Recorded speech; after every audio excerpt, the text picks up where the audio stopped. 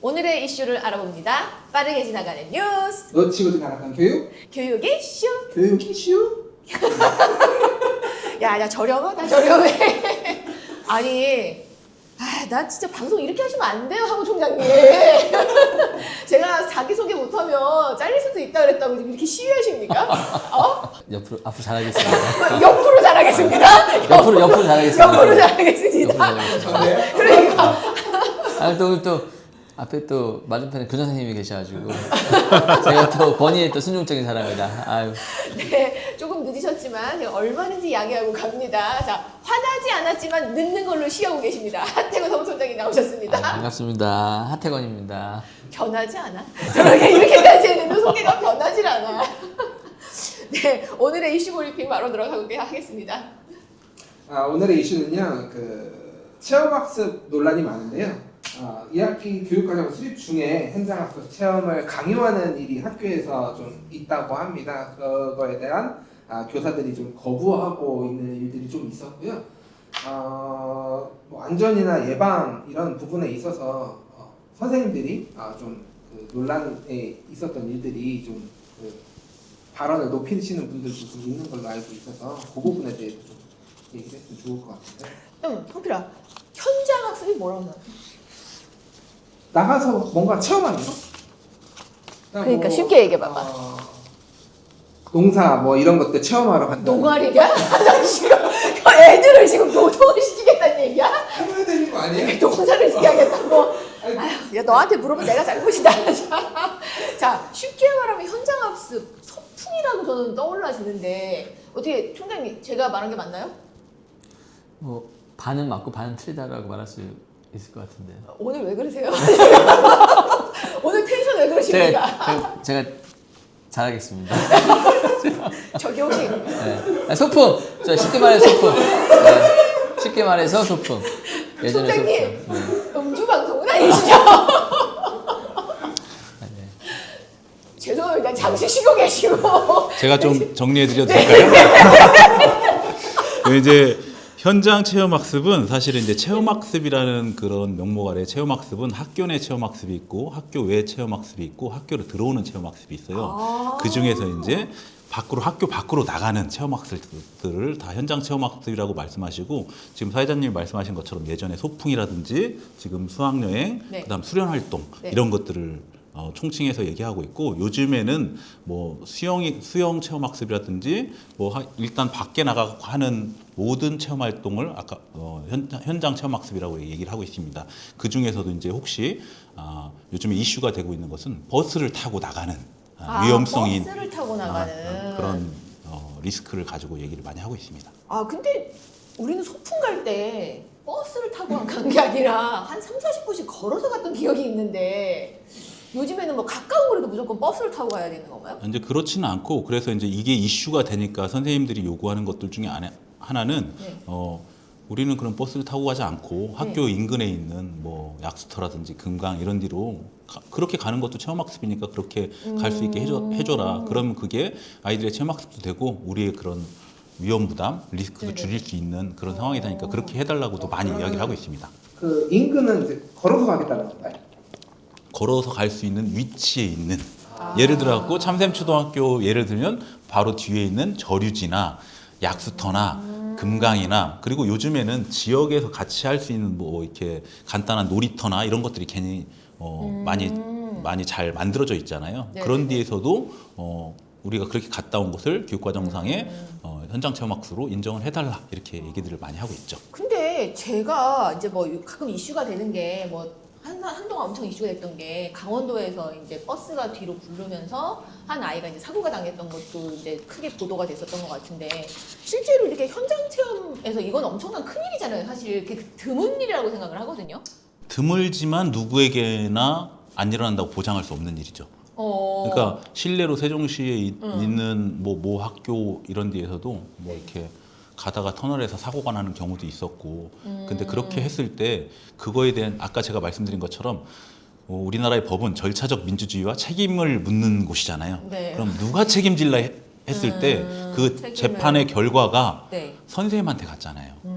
그러니까 그러면 저 일이 속초에 있는 선생님의 일이지만 나에게도 언제든지 발생할 수 있는 일이다. 그거는 그렇죠. 민주주의라고 하면은 의무와 책임도 있지만 권리도 있어야 되는 거가 민주주의잖아요. 그러면은 이 권리 부분은 뭐라고 얘기해야 돼요? 그러니까 법적으로는 그러니까 법령을 기준으로 봤을 때 현장 체험 학습을 가야 한다는 강행 규정이 없습니다.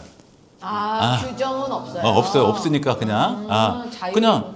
근데 이제 이게 원래 옛날 그 히스토리를 보면 예전에는 이렇게 우리가 쉽게 다른 데로 갔다 오지 못했잖아요. 네. 그렇기 때문에 학교에서 단체로 뭔가 아이들한테 더 넓은 세상 이런 데를 보여주라는 의미로 이제 현장 체험 학습이 됐는데 지금은 사실은 학교에서 가지 않아도 네. 부모님들하고 충분히 더 좋은 데 많이 갔다 오잖아요. 그렇죠. 다만 학급에 있는 아이들하고 같이 이렇게 가느냐 안 가느냐. 근데 거기서 아까 얘기한 것처럼 학생들이 그렇게 이제 가는 거에 대한 권리도 있지만, 근데 선생님들이 안전이 담보되지 않은 상태에서 이게 모호성인 거죠. 어떻게 보면 예측이 안 되는 상황에서 일어난 거에 대한 책임을 네가 져라. 그러니까 이제 학교안전법이 이제 21일부터 시행이 됐어요. 6월 21일부터 학교안전 예방 및 보장에 관한 법률 약칭 근데 학교안전법이. 저 어렸을 때 생각을 해보면 저도 이제 시골에 살았기 때문에 서울을 와본 적이 없어요. 예. 근데 이제 처음 서울에 왔었을 때 88 올림픽이 예. 열렸을 때가 서울에 이제 처음 온 계산이 거예요. 되네요. 이제. 야야야야 무슨 소리 하고 있는 거야 아. 지금? 야 지금 무슨 소리 하고 있는 거야? 네. 삐삐삐 그리고 왜? 그래서 88 올림픽 때 서울에 왔었을 때 그 서울이라는 걸 처음 왔었거든요. 63 빌딩 말로만 들었잖아요. 그렇죠. 예. 엄청 높다 그러고 크다 그러고 강남 무역센터를 보고 제가 63 빌딩인 줄 알았어요. 그리고 지금 생각하면 웃긴 게 가락시장에 가면 이렇게 동그랗게 생긴 물탱크가 있어. 혹시 알아? 가락시장에 가면 지금도 있는지 모르겠는데 물탱크가 있는데 저 그게 성화 봉송된 줄 알았거든요. 비웃으시는 거예요?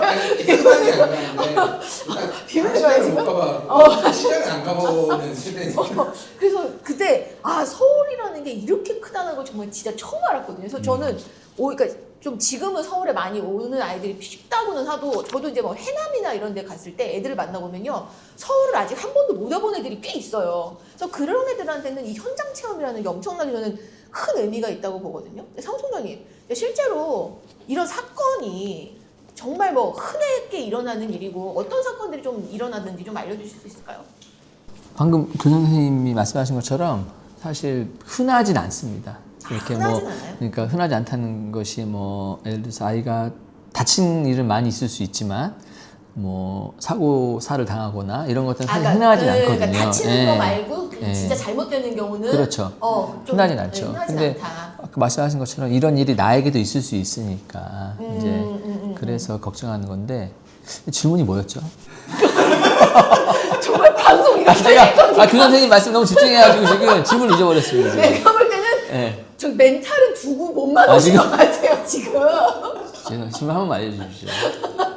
아니 그 이런 현장에서 네. 이런 사고들이 많이 자주 일어나요. 자주 일어나진 실제로. 않다. 네. 네. 제가 답변했네요. 답변했군요 제가. 아유. 오늘 컨셉 희한하십니다. 오늘 컨셉 너무 재밌네. 그렇습니까? 네. 의도하시고 오신 것 같아요. 의도하시고. 저 이런 방송이었군요. 예. 원래 이럽니다. 사례들 어떤 사건 어떤 예시들이 있는지.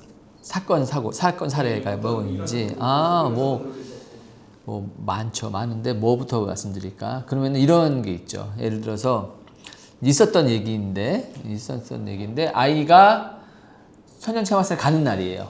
그럼 이제 다 준비해서 가잖아요. 가는데 얘가 갑자기 자기 가기 싫대요. 오늘 가기 싫대요. 네. 그럼 이제 이거는 현장 체험학습 중에 일어나는 일은 아니죠. 아니죠. 그렇죠. 가기 전에 일어나는 일이죠. 네. 그럼 그 아이 이제 어떡합니까? 안 보내든가 뭐 해야겠죠 엄마가. 그렇죠. 이 아이 갑자기 가기로 했는데 가기 싫대요. 그러면 이 아이에 대한 학교에 남아서 해야 될 것, 또 교무실도 준비해야 되고 이런 일이 생길 수가 있어요. 아이가 막 현장 체험을 안 가면 학교에 가 있어야 돼요? 그렇죠. 원칙은 그거예요. 네. 집에 있으면 안 그거는 돼요? 가정체험학습을 쓰셔야 되는 거고. 엄마가 만약에 아이다 얘는 학교로 보내야 된다, 난 집에 안 된다 이러면은 얘는 더 신기한 거 알려줄까요? 네. 현장 체험학습 가진 않을 거예요, 선생님. 네. 하지만 학교에 보내십니다. 왜냐면 이제 직장 있고 하니까. 그러면은 그 아이가 만약 수학여행 안 간다 하면은 그 아이가 5명이든 네. 1명이든 그 아이를 위해서 또 준비를 해야 돼요. 어떻게 누가 1교시부터. 담임선생님은 갈 거 아니에요. 담임 선생님이 시간이 있으면 물론 해주죠. 근데 그렇지 아니 않을 담임선생님이 경우는 현장 체험이든 수학여행이든 따라갈 거 아니에요. 누군가는 아, 그렇죠. 남아서 그 학년의 전담 교사가 됐든 뭐 누가 됐든 누군가가 남아서 그 아이들을 관리하고 뭔가 이렇게 교육적인 프로그램을 운영을 해야 됩니다. 그게 원칙입니다. 그리고 이제 지금 얘기한 것처럼 모두 간다고 하면 계획서가 한 장이잖아요. 네. 현장 체험학습 어디로 간다. 안 가면 안 가는 학생에 대한 계획서 또 작성이 돼야 돼요. 그럼 제가 선생님한테 많은 짐을 드렸었던 거예요. 그렇지. 제가 수학여행을 안 갔었거든요. 아. 3박 4일을. 그 선생님 밤에 엄청 고민했을 거예요. 지금 아니 근데 일하면서 중요한 건 이렇게. 학교는 갔어 안 갔어? 학교는 갔죠. 네가 잘못했네. 대신- 네가 잘못했네. 대신 오전만 하고 이제 오는 네, 오후는 쨌죠. 그래도 이 말씀을 뭐 하루 한 2, 3일 전에 하루 전이라도 했으면은 준비할 시간이 괜찮은데 있죠. 예. 당일날. 당일날도 있고. 근데 이제 그것도 이해합니다. 근데 이제 현장 체험학습을 갔어요. 가는데 갑자기 돌아오겠대? 아프대요. 어. 아프대요. 그러면은 나는 23명의 아이들하고 함께 해야 되는데 네네네. 이 아이 아프대요. 그럼 여유 인력이 있으면 좋지만 네, 네. 또 그렇지 않잖아요. 그럼 이 아이 부모님 오라고 하고 또 그거 조율하고 내 아이들은 방치되는 거죠. 아니 제가 이거를 사례를 보다 보니까 비슷한 게그 버스에서 아이가 갑자기 배가 아파서 이제 어떻게 휴게실을 한 10분 정도 가야 되고 뭐 애들은 다 타고 있는데 할 수가 없으니까 이제 선생님도 얼마나 당황했겠어요. 얘가 배가 아프다고 난리가 치니까. 그러니까 애를 이제 용변을 보게 하고 10분 뒤에 화장실에 갔는데 아이가 이제 화장실에 들어가서 나오지 않고 울고만 있고 그럼 나머지 애들은 다 버스 안에서 대기하고 있고 그럼 이 상황에서 도대체 뭘 어떻게 해야 되느냐 담임 선생님이. 그래서 이 아이 부모님이랑 통화를 해서 부모님 이제 데리러 오는 상황인데 계속 거기서 있을 수는 없으니까 이제 학교로 떠나고 아이만 휴게소에서 남겨져 있었던 상황이 있었다는 얘기를 들었어요. 제가 그걸 보면서 야 이건 노답이다. 이건 뭐 어떻게 해야 되냐. 해결할 수 있는 방법이 없는 거예요. 그렇죠. 그래서 여행지까지 부모님이 오셔야 되는 거 아니에요? 그러니까 난 그래서 생각한 게 여행지까지 부모님이 못 오시면 한 반에 지금 한 명이잖아요. 담당 교사가 한 10명은 안 했다고 생각해. 그거는 심지어 그 아이 데려다 달라고 그래요 따로. 그러니까 10명의 선생님이 붙으면 아니 그게 아니라 지금 얘기한 것처럼 누군가가 그 아이를 집으로 데려다 달라고 요구한다고요. 걔를 부모님이 오시는 게 아니라 너네가 책임이 있으니까 그 아이가 우리 아이가 배 아프다고 하니까 이렇게 집에다 데려다 달라. 또 뒷목이다. 아니 근데 그럼에도 불구하고 학교 관리자나 선생님들이나 아이들 데리고 안전하게 체험학습 가고 싶어하는 분들이 대다수입니다. 선생님들이 그렇죠. 이 와중에 가고 싶어 한다고요? 그렇죠. 지금 이제 그렇죠. 왜냐면은 그게 아이들한테 좋은 건지는 아니까. 물론 아까 교수님 말씀하신 것처럼 아이들 많이 돌아다니지만 네. 그래도 알죠. 친구들하고 함께 지내는 게 더 재밌다는 거. 수영장을 가더라도. 근데 안전하게 해달라. 이거는 교장 선생님한테 뭐라 하는 것도 아니고 학부모한테 안 된다 그게 아니라 이것을 만들어 달라. 그러니까 안 간다는 게 아니라 그렇죠. 좀 안전하게 갈 수 네. 있는 시스템을 만들어 달라라는 그렇죠. 거라는 거죠. 네. 근데 이제 그렇죠. 왜 안 가요라고 해서 감정적으로 싸우면은 네. 답이 안 나오는 거예요. 사실은 감정의 문제가 아니라 현실에 그렇죠. 일을 처리하면 되는 거예요. 예를 들어서 지금은 이제 가면 한 반에 선생님이 한 명이 가시나요? 인솔교사가 하나예요? 보통 그래도 많이 신경 써주셔서 네. 6번 가면은 교무실에서 네. 바쁜 일 제쳐두고 한두 명 또 따라오십니다. 한 반에 아니죠. 전체에 예, 예. 장난해요 지금? 네. 장난하십니까? 그 느낌 아십니까? 네, 내가 우리 얘 아내랑 아이 2명 데리고 여행 가도 여행지 답이 가기 없잖아요. 전에 이미 끝납니다. 그러니까. 아빠 내려서 그만 말해. 앉아. 그렇죠. 근데 또 그렇죠. 그렇게 하면 아동학대잖아. 그렇죠. 그래서 이제 그게 부모니까 그거는 그러니까 부모니까 가능하지만 만약 선생님이 반환이 야 앉아 시끄러워 그러면 이건 아동학대거든요. 그렇죠. 그렇죠. 그래서 이제 그런 점을 보완하기 위해서 사실은 그 아까 말씀드린 학교안전법이 6월 21일부터 시행이 됐어요. 근데 이제 지금 또 논란이 되는 쟁점은 네네네. 뭐냐면 네. 지금 말씀하신 부분 10조의 안전조치 및 안전사고관리 지침에서 그 5항에 보면 학교장과 교직원은 학생에 대한 학교 안전 사고 예방 및 안전 조치를 다 한 경우에는 다른 경우에. 예, 학교 안전 사고에 대해서 민형사상 책임을 지지 아니한다가 신설이 됐어요. 네. 근데 이제 여기서 쟁점은 뭐냐면 그럼 안전 조치 의무를 다 한 경우가 어떤 경우냐? 너들 최선을 다했어 안 했어? 난 최선 다했어. 확실해? 난 확실해. 내가 볼 땐 너 최선 다 안 했어. 그 기준 틀린 거야. 그러니까 내가 볼 땐 너 최선을 다 안 했다. 이런 거잖아. 이런 그렇죠. 거잖아. 그러니까 그치? 이런 거잖아. 그거에 대한 모호성 그리고 이제 그 법령 안에 지금 얘기하신 것처럼 그 법령 안에는 그 교육 활동의 그 안전 관리를 지원하게 인소를 보조하는 인력을 배치할 수 있다고 해서 이제 그거는 이제 교육청에서 교육감은 보조 인력 배치에 필요한 행정적 재원적 지원을 하여야 한다 해서 이제 세종시 교육청 같은 경우에도 2학기 이렇게 지원 인력을 이렇게 자원봉사자를 구할 수 있게 공문이 얼마 전에 왔어요. 근데 지금 말씀하신 거에 지금 다시 학교 안전법이 시행됐음에도 네. 그 모호성 그럼 다 한 게 도대체 뭐냐? 그래 그게 부모 입장에서 기준을 둘 거냐, 학교 입장에서 기준을 둘 거냐, 그게 일단 정확해야 되는 거 아니야? 그러니까 그래서 저희가 이제 지난번에 교육청에 요구했던 게 뭐냐면 그러면 이거를 팩트 있게 하기 위해서 보면은 이 매뉴얼이 있어요. 매뉴얼. 그죠? 체험학습이나 수련할 때 매뉴얼에 안전 조치를 다 했다는 게 어떤 건지를 예를 들어 풀어서 거죠? 체크리스트를 해달라. 그러니까 1학년은 2명이나 3명의 선생님이 하나 붙는다. 보조교사가 안전하게 안전요원이 붙는다. 지금 현실을 정말 모르십니다. 아예 원래 교육은 이상이어야 되는 거예요. 이상이어야 되는 거예요. 근데 잘 네. 보세요. 또 교장님 말씀하신 거 덧붙이면은 보조 인력이 붙인다고 했잖아요. 네. 근데 그 보조 인력은 거의 대부분 비슷한 시기입니다. 비슷한 시기? 그렇죠. 왜냐하면 소풍 가는 날짜, 체험학습 가는 날짜 비슷하잖아요. 네. 그럼 이제 세종시에 있는 학교가 6학년까지 있잖아요. 네. 그러면 엄청 많을 거 아니에요. 네. 날짜도 비슷해요. 그 보조 인력을 어떻게 구하지? 법으로 금지시켜야지. 나는 문제도 현실적인 문제도 있고 네. 학부모 자원봉사 학부모 오면은 어떻게 대처해야 되지? 예전에는 교사의 말이라고 하면은 더 권위도 있고 했었지만 지금은 감시자의 눈이죠. 그래서 더 이제 거부하는 것도 있고. 그러니까 동참이하는 게 아니라 감시하는 오히려 더 안 좋은. 그러니까 학부모 말고 예를 들어서 뭐 봉사활동 시간을 이수해야 되는 대학생이라던가 사회복지사 그쪽가 뭐 그런 쪽이라던가 연결면 교사 아니면 교생 출신 나오는 것처럼 그렇게 해서 제가 지금 굉장히 현실로 떨어지고 있는 얘기를 근데 하는 그런 거죠? 얘기가 이제 오늘 뭐 저희 딸도 봉사활동을 누리 학교로 갔어요. 네. 어저께 이제 뭐 하러 가? 그랬더니 걔네들이 여기 예술의 전당으로 체험학습을 가는데 네. 대학생 그 보조 인력으로 그거를 봉사활동 인정해줘서 네. 간다고 하더라고요. 근데 그거는 이제 대학생이 방학 중일 때는 가능하죠. 방학 중일 때만. 네. 그리고 사실 또 사고가 나면 얘네들한테 책임을 질 그렇죠. 수는 없는 거잖아요. 그렇죠. 그죠? 네. 얘네가 한 명 있으면은 안전조치를 다 한 거야, 아니면 2명 있으면 다 한 거야. 그러니까 2명당 1명씩 붙이려는 이제 게 그런 있지. 식으로 모호하니까 지금 네. 이제 문제는 모호하니까 그런 겁니다. 근데 난 솔직히 교육부가 너무 모호해. 항상 모호해. 정답이 없어. 그래놓고 문제는 맨날 정답을 유도한다? 그게 너무 이해가 안 가. 투자적으로 네.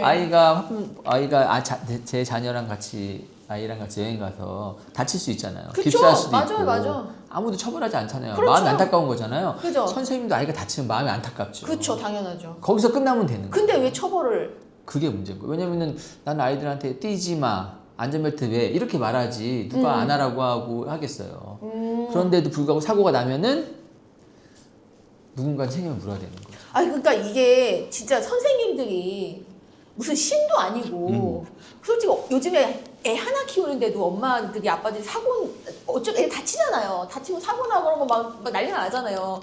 그럼 자기 아이들도 자기가 하나를 보는데도 그 사고를 못 막으면서 선생님들 최소 20명 그 이상이 되는 아이들을 무슨 매의 눈대로 그걸 다 보면서 애들 사고를 막냐고. 그렇죠. 그러면은 법적으로 그거를 좀 보조할 수 있는 인력을 완전히 많이 엄청 붙여주든가 아니면 정말 사고가 났을 때도 좀 면책을 시켜주든가 그래야 되는 거 아니에요? 진짜 너무 좋죠 그러면. 일단 아동학대법을 없애면 안 돼요. 내가 하고 싶은 말이 그거야. 그 아동학대법을 좀 어떻게 손을 봤으면 좋겠어.